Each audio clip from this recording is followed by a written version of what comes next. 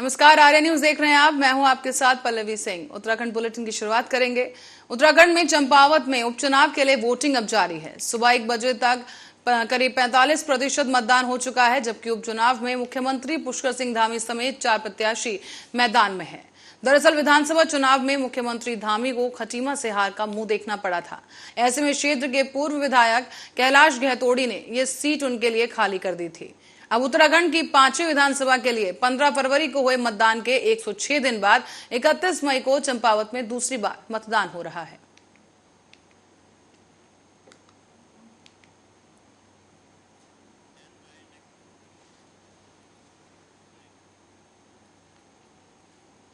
और चंपावत में उपचुनाव में मुख्यमंत्री की जीत को लेकर वक्फ बोर्ड सदस्य शादाब शम्स ने क्लियर पहुंचकर बीजेपी कार्यकर्ताओं के साथ दरगाह शाबिर में पाक के चादर पेश कर पुष्कर सिंह धामी की जीत की दुआ मांगी। शादाब शम्स ने कहा है कि दरगाह साबिर पाक से हम गहरी आस्था रखते हैं और साबिर पाक में मांगी गई मन्नत पूरी होती है। इसी को लेकर आप देख सकते हैं कि यहाँ पर तमाम जो कार्यकर्ता हैं वो भी पहुंचे हैं और दुआ पढ़ी जा रही है। बताया जा रहा है कि वक्फ बोर्ड सदस्य शादाब शम्स यहाँ पर दरगाह पर चादर चढ़ाने पहुंचे। इनका कहना है कि सीएम धामी की जीत को लेकर मन्नत मांगी गई, यहाँ पर मांगी गई मन्नत पूरी होती है, इसीलिए चादर चढ़ाकर सीएम पुष्कर सिंह धामी की जीत की मन्नत मांगी गई।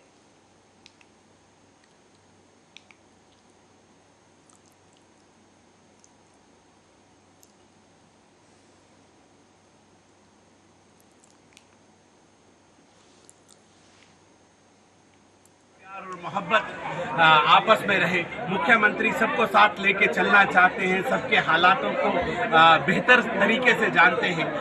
वो जीत के आएंगे, एक नई सोच नई ऊर्जा के साथ युवा मुख्यमंत्री आ रहे हैं। तो हमारी भी ये कोशिश थी कि हम भी जिसको जो जहां मानता है वहां जाके अपने लोगों के लिए दुआ करता है। हमारा यकीन साबिर पाक की इस दरबार में है और हमें यकीन है कि यहाँ से मांगे हुए कभी कोई खाली नहीं जाता। यहाँ सबकी झोलियाँ, उनके जो दामन है वो सब भर जाता है। जो मांगने आता है सबकी उम्मीदें पूरी होती हैं। तो हम भी हाथ फैला के यहाँ मांगने आए थे और मुझे उम्मीद है। लालकुआं क्षेत्र के अंतर्गत बिंदुक्ता में बीते दिनों झोलाछाप डॉक्टर द्वारा किए गए इलाज से एक मासूम बच्चे की मौत हो गई है।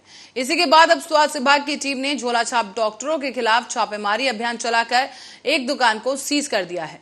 इसके अलावा स्वास्थ्य विभाग ने बिना लाइसेंस के चलाई जा रही मेडिकल स्टोर पर नोटिस देकर उसके मालिकों से 2 दिन के भीतर दस्तावेज दिखाने के निर्देश भी दिए। बता दें कि स्वास्थ्य विभाग की इस कार्रवाई से झोलाछाप डॉक्टरों में अफरा तफरी मच गई है।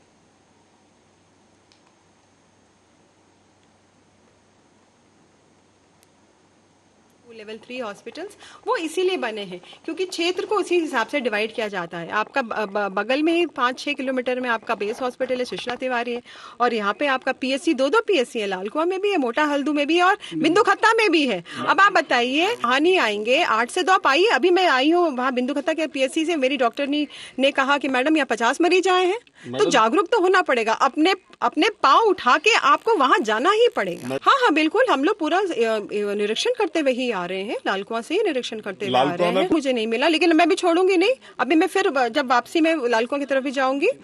मेरी अभी तुरंत मेरी वार्तालाप ड्रग इंस्पेक्टर से हुई है। बढ़ते अगली खबर की ओर, जो कि लालकुआं से है। यहां पर प्रांतीय उद्योग व्यापार प्रतिनिधि मंडल की नगर इकाई के लिए मतदान प्रक्रिया मंगलवार सुबह से ही शुरू हो गई। यहां नगर के अंबेडकर पार्क स्थित भवन में चल रहे चुनाव के लिए शुरुआती 2 घंटों में 400 से अधिक व्यापारियों ने वोट डाले हैं। बता दें कि अध्यक्ष पद समेत 9 पदों के लिए चुनाव होना है, जहां वरिष्ठ उपाध्यक्ष पद के लिए रोमांचक मुकाबला बना हुआ है, जबकि महामंत्री के लिए 5 और संगठन मंत्री और कोषाध्यक्ष पद पर 2 प्रत्याशियों के बीच टक्कर है। और इसी के अलावा उपाध्यक्ष पद पर 3 प्रत्याशी अपनी किस्मत आजमा रहे हैं। इनके भाग्य का फैसला आज शाम तक हो जाएगा। और आपको बता दें कि इधर मतदान प्रक्रिया शाम 4 बजे तक जारी रहेगी। मतगणना के बाद देर शाम चुनाव परिणाम घोषित किए जाएंगे। तो वहीं प्रशासन की तरफ से मतदान स्थल पर भारी सुरक्षा व्यवस्था भी कर ली गई है।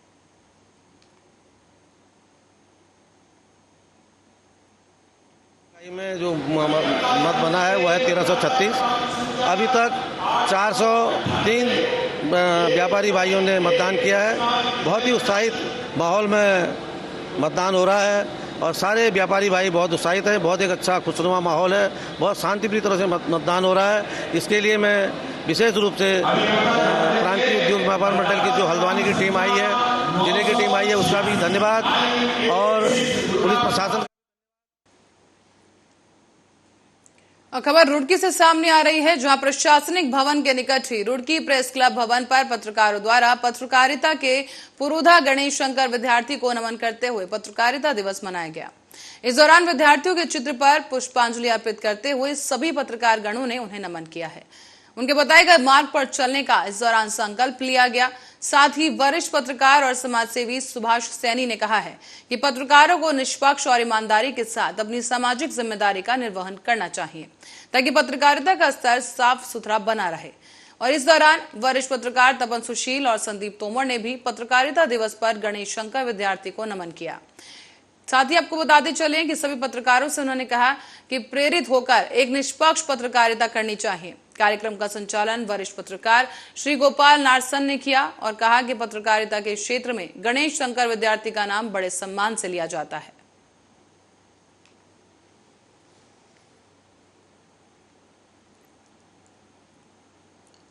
रुड़की के रजिस्टर्ड कार्यालय पर जो है आज गणेश शंकर विद्यार्थी जी की द्वारा बताए गए मार्ग पर चलने के लिए सभी लोगों ने बातचीत की। वहीं हमारे जो वरिष्ठ पत्रकार साथी हैं उनके द्वारा भी नए जो पत्रकार साथी हैं उनको भी बताया गया कि पत्रकारिता का जो जीवन है वो किस तरीके से, पत्रकारिता के पथ पर किस तरीके से चलना चाहिए। पत्रकारों के हितों के लिए भी आज भवन पर जो है चर्चाएँ की गई। वहीं प्रेस क्लब के भवन पर सभी लोगों ने जो है गणेश शंकर विद्यार्थी जी को पुष्पांजलि जो है देकर उनका सम्मान किया, उनको नमन किया। प्रेस क्लब भवन रुड़की के रजिस्टर्ड कार्यालय पर जो है आज गणेश शंकर विद्यार्थी जी की द्वारा बताए गए मार्ग पर चलने के लिए सभी लोगों ने बातचीत की। वहीं हमारे जो वरिष्ठ पत्रकार साथी हैं उनके द्वारा भी नए जो पत्रकार साथी हैं उनको भी बताया गया कि पत्रकारिता का जो जीवन है वो किस तरीके से, पत्रकारिता के पथ पर किस तरीके से चलना चाहिए। पत्रकारों के हितों के लिए भी आज भवन पर जो है चर्चाएँ की गई। वहीं प्रेस क्लब के भवन पर सभी लोगों ने जो है गणेश शंकर विद्यार्थी जी को पुष्पांजलि जो है देकर उनका पत्रकारिता दिवस हर्षोल्लासपूर्वक मनाया गया। सभी साथियों ने अपने अपने विचार रखे। सरकार का रुख प्रेस के प्रति क्या है उस पर भी गंभीरतापूर्वक चिंतन किया गया और भविष्य में हम किस तरह से समाज के प्रति अपने कर्तव्यों का निर्वहन मजबूती से कर सकें। सभी साथी एकजुट रहें और जो पत्रकारिता पर आज जिस तरह से आर्थिक संकट से कुछ हमारे साथी जूझ रहे हैं, कई एक गंभीर बीमारियों के भी शिकार हैं, तो उन लोगों को हम कैसे उन्हें आर्थिक रूप से उनकी मदद कर सकें, वो आपस में भी है, सरकार से भी हम किस तरह से उन्हें इलाज के लिए सामने आ सकें। सभी प्रेस के साथियों ने इन पर विचार किया गया और एक संकल्प लिया गया कि समाज के प्रति जो हमारे दायित्व हैं उनका निर्वहन हम निष्पक्षता से भी करें और दूसरे और ईमानदारी से भी करें। तो वही खबर अब हरिद्वार से है, जहां ओम आयुर्वेदिक मेडिकल कॉलेज अस्पताल और अनुसंधान केंद्र में विश्व तंबाकू दिवस के अवसर पर निःशुल्क कैंसर और हृदय रोग जांच शिविर का आयोजन किया गया। इसमें हृदय रोग और कैंसर जैसी जटिल रोगों को निःशुल्क जांच किए जाने की बात कही गई। साथ ही आपको बता दें कि इस दौरान जांच के साथ साथ लोगों को जागरूक भी किया जा रहा है।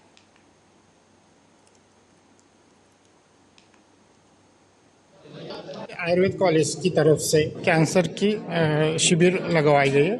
इसके लिए हम दिल्ली से जो धर्मशिला सुपर स्पेशलिटी हॉस्पिटल है उनकी एक्सपर्ट्स सब लोग आए हैं और हम यहाँ पर जो ग्रामीण इलाके के कैंसर के पेशेंट्स हैं, हृदय रोगी जो हैं, उनके लिए बिल्कुल अल्प मात्रा में या फिर निःशुल्क कहो, इस प्रकार से सभी लोगों की जांच, डायग्नोसिस, ट्रीटमेंट सब कुछ कर रहे हैं। उसके इन्वेस्टिगेशंस भी कर रहे हैं। उनके लिए जो जो रिक्वायर्ड चीज़ें हैं वो सब हम यहाँ स्वास्थ्य शिविर कह सकते हैं इसको, जिसमें प्राथमिकता दी गई है कैंसर और हार्ट की समस्याओं को लिए, क्योंकि भारतवर्ष में कैंसर की समस्या और हृदय से संबंधित समस्याएं बढ़ रही, बहुत तेज़ बढ़ रही हैं।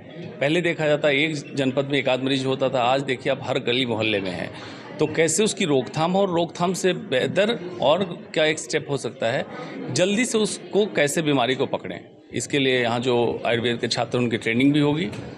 जो लोग चेक कराने आना चाहते हैं उनको चेक करा जाएगा और इसी को एक आज तो सांकेतिक है लेकिन इसको क्रम विधानसभा के अंदर जो है एक हम लोगों का जो 60 बेड का हॉस्पिटल है उसके अंदर आज धर्मशिला नारायणा जो बहुत बड़ा हॉस्पिटल है, टॉप 10 हॉस्पिटल में आता है, तो उनके द्वारा जो कैंसर स्पेशलिस्ट और जो हार्ट स्पेशलिस्ट है उनके द्वारा जो है यहाँ एक कैंप का आयोजन किया गया है, जो हमारे ग्रामीण क्षेत्र की जनता को आज तक किसी भी तरह का इस तरह का लाभ नहीं मिल पा रहा था पूर्ण रूप से, तो उसी की एक शुरुआत की गई है।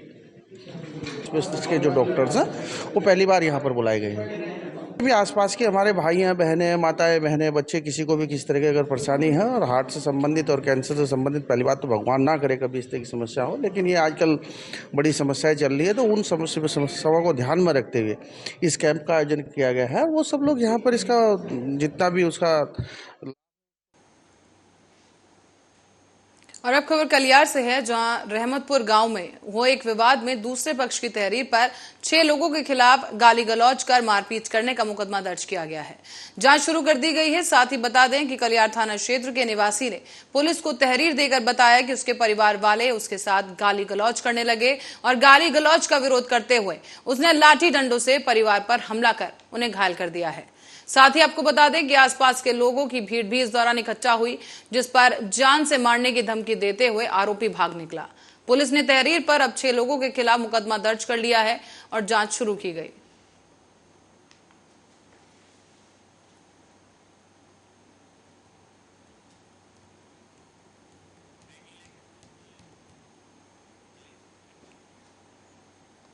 और इस वक्त देहरादून से एक बड़ी खबर सामने आ रही है। इस वक्त की बड़ी और अहम खबर देहरादून से, जहां चारधाम यात्रा के दौरान अब तक 105 लोगों की मौत हो चुकी है। ताजा आंकड़े इस वक्त के सामने आ रहे हैं देहरादून से, जहां तीर्थ यात्रा के लिए पहुंचे यात्रियों की मौत का आंकड़ा सामने आया है कि चारधाम यात्रा के दौरान अब तक 105 लोगों की मौत हो चुकी है। अब तक चारों धाम में 105 लोगों की मौत हुई, जिसमें केदारनाथ में सबसे ज्यादा मौतें हुई हैं। करीब 48 लोग केदारनाथ में जान गंवा चुके हैं और इस दौरान केदारनाथ में सबसे अधिक श्रद्धालुओं की मौत हुई है, जिसके बाद नंबर आता है यमुनोत्री धाम का। यमुनोत्री धाम में अब तक 27 श्रद्धालुओं की मौत हो चुकी है। बड़ी खबर इस वक्त देहरादून से आपको बता रहे हैं। ताजा आंकड़े जो सामने आए हैं, तीर्थ यात्रा के दौरान मरने वाले जो लोग हैं उनके आंकड़े सामने आ चुके हैं, जिसमें सबसे ज्यादा मौत केदारनाथ धाम जा रहे श्रद्धालुओं की हुई है, जिसके बाद दूसरा नंबर यमुनोत्री धाम का है, जहां पर श्रद्धालुओं की मौत हो गई है। लगातार जो मौत का आंकड़ा बढ़ता जा रहा है। 105 लोग अब तक चारधाम यात्रा के दौरान जान गंवा चुके हैं।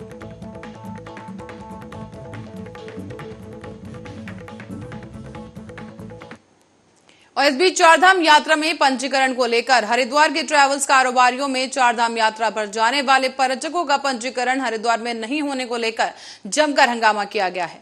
पर्यटन कारोबारियों का यह साफ कहना है कि शुरू से चारधाम यात्रा का पंजीकरण हरिद्वार से होता आया है, लेकिन इस बार सरकार ने हरिद्वार का व्यापार चौपट करने के लिए इस यात्रा का पंजीकरण ऋषिकेश से शुरू किया।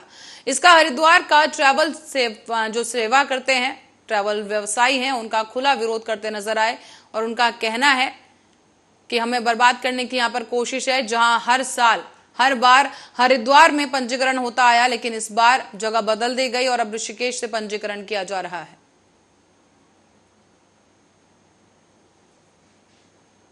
महाराष्ट्र से, अकोला से आए हम 4-5 दिन हो गए यहाँ खड़े हैं, पंजीकरण करवाने आए हैं। बोलते पंजीकरण नहीं होगा, पैक है बोलते ऊपर, तुमको जाना है तो जाओ, रुकना है तो रुको। ऐसी बात चालू है। अभी 4-5 दिन से पैसे भी खलास होते जा रहे हैं। हम वापस जाने में तुले हैं अभी, क्योंकि हो रहा ही नहीं, दर्शन ही नहीं हो रहा, तो यहाँ रुक के कितना दिन रुकेंगे। ऐसी परेशानी हुई है। किसी से मिलते यहाँ पंजीकरण करवाने आए तो बोलते पंजीकरण नहीं होगा, पैक है बोलते। 20 तारीख के बाद 24 तारीख के बाद पंजीकरण होगा बोलते। अब 20 दिन तो रुक नहीं सकते भैया हम, क्योंकि 20 दिन का खर्चा 25-30 जनों का कितना हो जाएगा। पीसी जाना पड़ेगा ना, दर्शन हो ही नहीं सकता, तो 1 महीना रुक ही नहीं सकता ना कोई यहाँ इतना पैसा। वहाँ से हम बराबर 45 यात्री आए हैं और यहाँ करीबन 8 दिन से फंसे पड़े हैं। ना तो कोई प्रशासन हमारी सूद ले रहा है, ना किसी प्रकार का हमसे कोई बातचीत कर रहा है। हम जब भी आते हैं कि हाँ आज पंजीयन चालू है, कल पंजीयन चालू है, लाइन में लगने के आने के बाद यहाँ पर कुछ नहीं मिलता है। कबूतर उड़ते हैं, इसके अलावा कोई नहीं दिखाई दे रहा है हमें। या तो प्रशासन हमें स्पष्ट कह दें कि यात्रा नहीं होगी तो हम यहाँ पर इंतजार ना करें। आज 45 आदमियों को खाना रोज खिलाना पड़ रहा है, बताइए हम कहाँ से खिलाएंगे उनको? हाँ, आज हजारों किलोमीटर की हम यात्रा तय करके यहाँ पर आए बाबा के दर्शन करने के लिए, बाबा के दर्शन तक कर नहीं पा रहे हैं। तो या तो फिर प्रशासन सुस्त बैठा है और नहीं हो रहा है तो हमें एक डेडलाइन दे दीजिए कि साहब हमसे नहीं हो पाएगा तो हम आगे की कोई चर्चा ही नहीं करेंगे। यहाँ पे जो इन्होंने पंजीकरण का ये ऑफिस खोल रखा है, यहाँ पे बैठे कर्मचारी इन लोगों को कहते हैं ऋषिकेश चले जाओ। ऋषिकेश क्यों चले जाओ? जब पंजीकरण कार्यालय यहाँ खोला हुआ है तो यहाँ भी तो पंजीकरण हो सकते हैं, यहाँ नहीं कर रहे। हमारे हरिद्वार का सारा व्यापार ये ऋषिकेश कन्वर्ट करते जा रहे हैं। ये हमारे हजारों ड्राइवर, हमारे ट्रैवल एजेंट, ट्रांसपोर्टर, टैक्सी वाले भाई, सारे आप लोगों के देखो कि क्या बुरा हाल है। यात्री आके रो रो के वापस चला गया, उनको कोई पंजीकरण नहीं मिल रहा, यात्रा में जाने की सुविधा नहीं मिल रही है। क्यों? क्योंकि गिने चुने कुछ लोग ऐसे हैं जिनको रात ही अंधेरे में जो है रात के अंधेरे में ऑफलाइन पंजीकरण हरिद्वार का कोटा पूरा कर। और सिद्धू मूसेवाला की हत्या ने पंजाब में कोहराम मचा दिया है। एक तरफ आम जनता में दहशत है तो वहीं दूसरी तरफ कई और वीवीआईपीओ को भी अब जान का खतरा सताने लगा है। तो वहीं सिद्धू मूसेवाला की पोस्टमार्टम रिपोर्ट सामने आने के बाद कई खौफनाक बातें भी सामने आई। सिलसिलेवार तरीके से समझते हैं सिद्धू मूसेवाला की हत्या का दर्दनाक सच।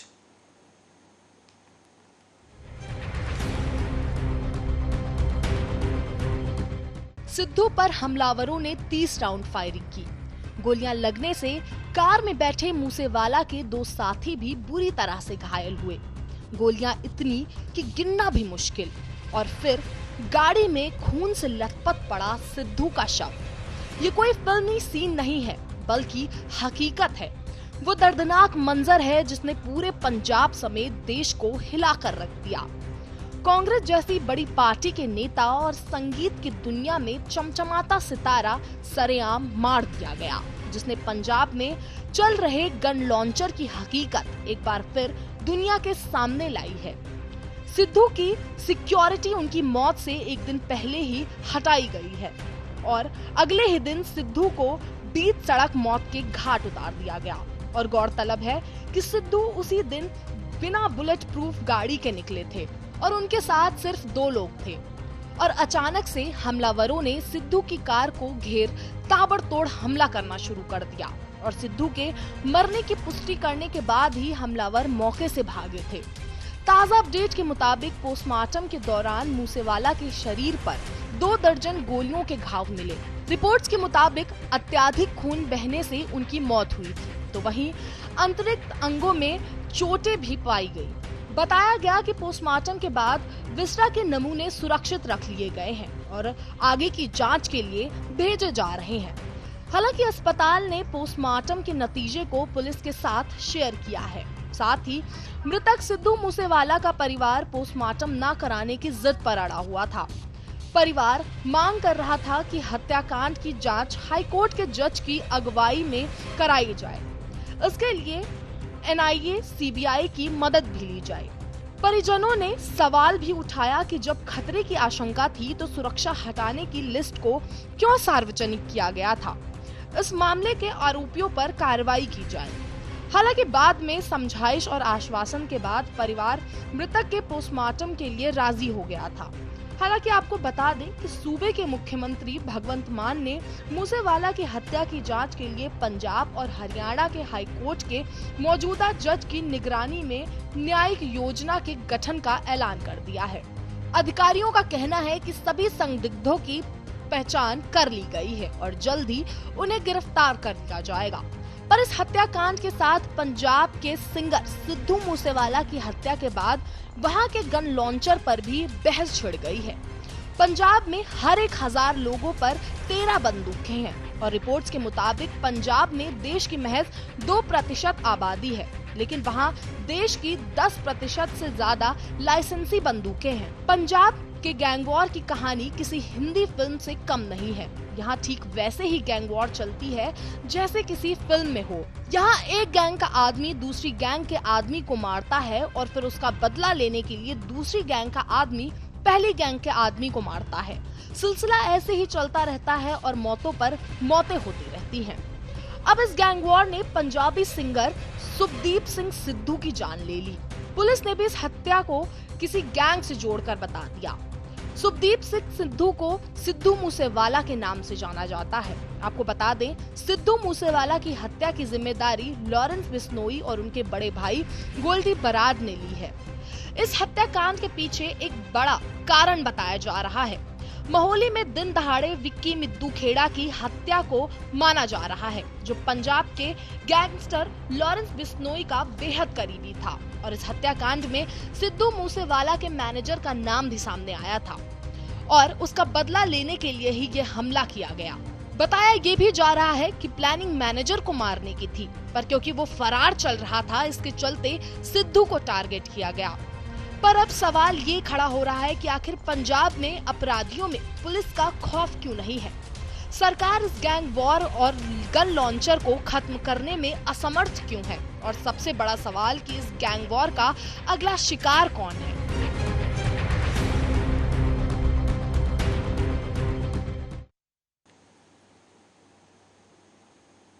और इसी के साथ ही बुलेटिन में फिलहाल के लिए इतना ही। आप बने रहे हमारे साथ, देखते रहे आर्या न्यूज।